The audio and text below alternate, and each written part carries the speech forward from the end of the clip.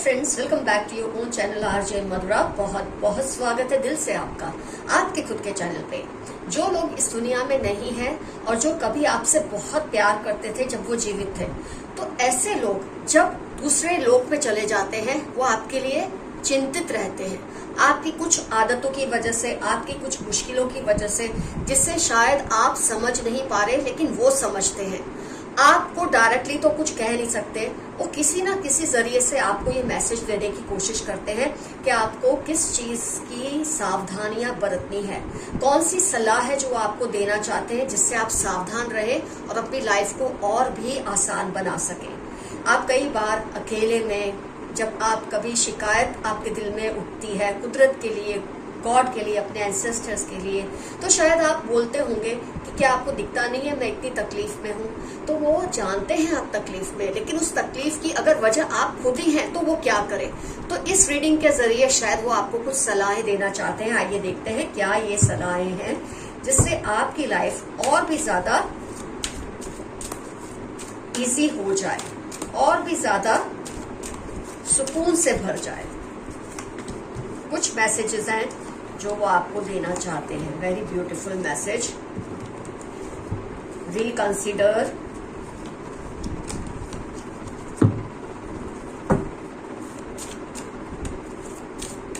और compromise cards बहुत कुछ कह गए।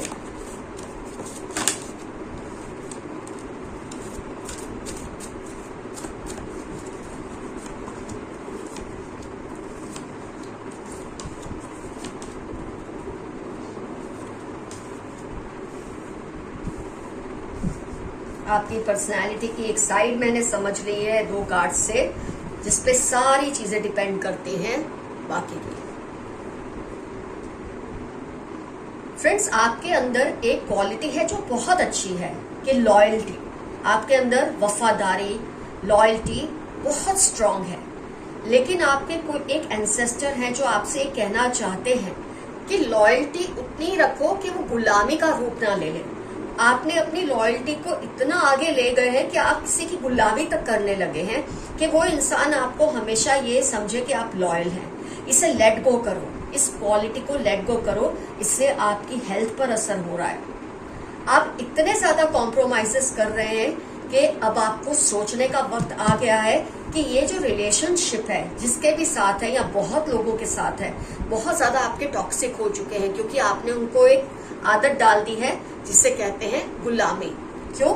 आप इसे लॉयल्टी समझ रहे हैं लेकिन ये लॉयल्टी नहीं है। और यही आपको आपके पूर्वज कहना चाहते हैं कि आप इसमें से बाहर आए, ऐसे रिलेशनशिप्स को रिकंसिडर करें जहां आपको सिर्फ गुलामी करवाई जाती है। आपकी सेहत पर, इमोशनल, फिजिकल, फाइनेंशियल, हर तरह की हेल्थ पर असर हो रहा है इस तरह के टॉक्सिक रिलेशनशिप में रहने के वजह से, जिससे आपको वो झिंझोड़ना चाहते हैं, आपको कहना चाहते हैं कि इसमें से बाहर निकलो। आपकी ना एक और चीज है जो वो आपको आपका फॉल्ट दिखाना चाहते हैं। आप में माफ करने की आदत भी बहुत खराब है। कुछ लोगों को माफी तभी दो जब उसको उसकी थोड़ी बहुत सजा मिल जाए। कुछ लोग ऐसे होते हैं लाइफ में जिनको सिर्फ माफिया नहीं देते रहते, आप उनको मुंह छिपाने का मौका इतनी बार दे चुके हैं कि अब उनको ये बात का डर या फिक्र ही नहीं है कि आपको कोई बात कैसी लगती है। उनको पता है वो कुछ भी करेंगे आप उनको माफ कर देंगे, और यही चीज से आपको वो जगाना चाहते हैं कि माफी तब दो जब आपने उसकी जरूरत जितनी है उतनी सजा उसे ना दी हो। कोई गलती करता है, आप माफ कर देते हैं और वो इंसान को मुंह छिपाने का मौका देते हैं कि तूने कुछ गलत किया ही नहीं, क्योंकि अगर मैंने तुझे माफ किया है मतलब तू तो सही है, या तेरी गलती इतनी बड़ी नहीं है कि मैं उस पर तुझे सजा दूं। आपकी ये एटीट्यूड आपको बहुत ज्यादा प्रॉब्लम्स में इसकी वजह से आपने फेस किए हैं, और आपके एंसेस्टर आपको इस बात से जागरूक कराना चाहते हैं। हर वक्त माफी सही नहीं होती। माफी मिलती है गलतियों के लिए, आप तो गुनाहों के लिए भी माफिया दे रहे हैं लोगों को, और जिसकी वजह से आपके ऊपर इतनी ज्यादा डिस्टर्बेंसेस रहती है। You are disturb, you become aggressive sometimes. क्यों? क्योंकि आप खुद की हेल्थ पर वर्क नहीं करें, और आप खुद की हेल्थ पर क्यों वर्क नहीं कर रहे? आप गलत चीजों को एनकरेज कर रहे हैं जाने अनजाने। इतने कॉम्प्रोमाइजेस करने की आपको क्या जरूरत है, ये आपको कहना चाहते हैं आपके एंसेस्टर। आप है ना, सिर्फ कोई आपको ये कह दे ना कि वो आपसे प्यार करते हैं, आप उसमें ही खुश हो जाते हैं। आपके एंसेस्टर आपको समझाना चाहते हैं कि प्यार के साथ एक इज्जत का रिलेशनशिप भी बहुत जरूरी है, जिस पर आप ध्यान नहीं देते। कोई आपसे सिर्फ प्यार करता है लेकिन आपकी रिस्पेक्ट नहीं करता, ऐसे प्यार की कोई वैल्यू नहीं है। मैं पर्सनली भी ये चीज को एनकरेज करती हूँ कि कोई अगर मुझसे प्यार कम करे मुझे चलेगा, लेकिन रिस्पेक्ट की जो बाउंड्री है उसको क्रॉस नहीं करनी है। और आप सामने वाले को रिस्पेक्ट की बाउंड्री को क्रॉस करने देते हैं, फिर वो चाहे कुछ भी बोले, आपके साथ कुछ भी बिहेव करे, आप उसे एक्सेप्ट करते, क्योंकि आप सोचते वो मुझसे प्यार तो करते हैं ना। प्यार को अब थोड़ा सेकेंडरी कर दो और खुद की रिस्पेक्ट के लिए जिद रखो। इंसान प्यार उससे कोई करे वो उसकी अपनी प्रॉब्लम है, आप किससे प्यार करते हैं किससे नहीं, लेकिन अगर आप अपनी रिस्पेक्ट नहीं करवा सकते, इसके लिए आप खुद जिम्मेदार हैं। और ये शिकायत आपके एंसेस्टर को आपके साथ है कि आप अपनी रिस्पेक्ट या सेल्फ रिस्पेक्ट को भी लेट गो कर देते हैं, माफी इतनी इजीली दे देते हैं, किसी को अपनी पर्सनल बाउंड्री में इतना आगे आने देते हैं कि वो आपकी इज्जत को तार तार कर दे, आप इसको भूल जाते हैं, जो कि आपको नहीं भूलना चाहिए। अगर आप ऐसा नहीं करेंगे तो आगे जाके आपके लिए एक तरह की वार्निंग है कि आप और भी ज्यादा प्रॉब्लम्स में घिर जाएंगे। खुद के साथ ही जब इंसान बैठ ना सके, खुद के साथ ही वक्त गुजार ना सके, ऐसे कंडीशन में वो अपनी मेंटल सिचुएशन को क्यों लाए। और आप अपनी मेंटल सिचुएशन को इस लेवल पर ले जा रहे हैं कि खुद के साथ भी आपको बैठने में डर लगे, क्योंकि कोई कुछ भी आपके साथ बिहेवियर कर दे आप एक्सेप्ट कर लेते हैं, इजीली माफ कर देते हैं। आप सोचते हैं कॉम्प्रोमाइज सिर्फ आपके हिस्से में है, बाकी सबको लेट गो कर दो। ऐसा आपको नहीं करना है। अब आपको अपना स्वभाव बिल्कुल इसके विपरीत बनाना है, जो कुछ भी आपने आज रीडिंग में देखा। खुद की रिस्पेक्ट पहले, कॉम्प्रोमाइजेस नहीं करने, गलत बात को लेट गो नहीं करना, उस पर या तो सजा या उस इंसान से माफी मंगवानी ही है। आप माफ सामने से कर देते हैं, आप उसको गिल्ट ही नहीं फील होने देते। ये आपको खुद के लिए अब करना ही है। ये आपके लिए वार्निंग है, एक तरह की सलाह है, एडवाइस है, जिससे आपकी लाइफ की क्वालिटी इंप्रूव हो जाए। मॉडेस्टी उतनी ही अच्छी होती है लाइफ में जिससे आप खुद भी हेल्दी रहे। अगर आप अपने प्यार से, अपनी मॉडेस्टी, अपनी ह्यूमिलिटी से किसी और को इतना बड़ा बना देते कि आपकी अपनी जो शख्सियत है वो बिल्कुल उसके सामने तार तार हो जाए, इस चीज की वैल्यू ही क्या रही। ये आपको बहुत बड़ी सलाह आज की रीडिंग में दी गई है, जिस पर आपको अमल करना है। और 1 साल तो क्या, 1 महीने से आप खुद की लाइफ में इंप्रूवमेंट देखेंगे। शायद आपने ही ये मदद मांगी है अपने एंसेस्टर से, आपने शायद उनसे शिकायत की है कि क्या वो देख नहीं रहे आपकी लाइफ कितनी बुरी हो रही है, तो उसकी वजह आप खुद है। वो आपसे स्ट्रिक्टली ये बात कह रहे हैं, इसकी वजह आप खुद है और कोई नहीं है। आपको ही ये फाइट लड़नी है, अकेले लड़नी है, और आपको इसमें से जीत कर बाहर आना है। 1 साल के अंदर अंदर आपकी लाइफ की क्वालिटी बहुत इंप्रूव हो जाएगी। ये वादा आपके एंसेस्टर आपसे कर रहे हैं आज की रीडिंग के जरिए। आइए कुछ और देखते हैं क्या मैसेजेस है through these cards. Your sixth sense is awesome. आपकी जो छठी इंद्रिय है, आपकी जो सिक्स सेंस है, हंस है, प्रीमोनिशन का जो आपका एक पावर है, उसका इस्तेमाल कीजिए। वो इतनी स्ट्रांग है, आपको पहले से पूर्वाभास हो जाता है कोई क्या कर सकता है या क्या हो सकता है, लेकिन फिर भी आप उस क्वालिटी को नजरअंदाज करते हैं। ये शिकायत है आपके एंसेस्टर को आपसे। Strong competition with you. कोई पर्सन है जो आपके साथ बहुत ही कॉम्पिटिटिव बिहेव कर रहे हैं, आपके साथ होड़ मचा के रखते हैं, और आप कहीं ना कहीं उसे जीतने देते हैं ये सोचकर कि रिलेशन ज्यादा जरूरी है। आपके लिए इस रीडिंग में वार्निंग है, अब ये करना छोड़ दे। अगर वो आपसे कॉम्पीट कर रहा है तो कंपटीशन में जीत कर दिखाएं, तभी आपकी जीत होगी। उससे हारने दे, एक बार उसे हारने दे। आप जानबूझ के पीछे होकर उसे जीतने देते हैं, और ये आपके लिए सही नहीं है। आपका कोई पुराना सपना पूरा होने वाला है। आपके एंसेस्टर ने आपको बहुत अच्छी एक न्यूज दी है कि आपका कोई पुराना कोई सपना है या पुरानी कोई ख्वाहिश है बहुत टाइम से, वो पूरी होगी। लेकिन वो तब पूरी होगी जब आप इनके दिए हुए अमल पर चलेंगे। जो भी वार्निंग्स आपको दी है आज की रीडिंग में, अगर आप उसको पूरा करेंगे तभी आप अपने सपने को पूरा कर पाएंगे। आपकी दुआएं कबूल होने वाली हैं। Beautiful message. आपकी कुछ दुआएं हैं, कुछ सपने हैं जो पूरे होंगे, लेकिन आपके लिए साथ में ये सलाह भी है, एडवाइस भी है। आपको अपने आप को कुछ चेंज करना जरूरी है। वो करते ही आप देखेंगे आपकी लाइफ में कितना इंप्रूवमेंट आने लग जाएगा। Extra marital attraction for you.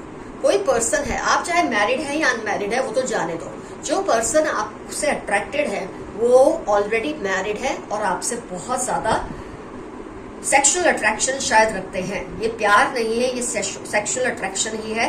तो अगर आप इनको अपने से दूर रखना चाहते हैं तो आपको समझ आ जानी चाहिए पर्सन कौन है और आपको इनसे कैसे डील करना है। ये बहुत इंपॉर्टेंट मैसेज आपके लिए आया है आज की रीडिंग में। Your made is letting out secrets. आपकी कोई मेड है या आपके कोई ड्राइवर है या आपके घर का कोई काम करते हैं, ऐसा कोई पर्सन है जो आपके घर की बातें बाहर लोगों को बताते हैं, जो कि जिसका रिपरक्यूशन सही नहीं होता आपके ऊपर।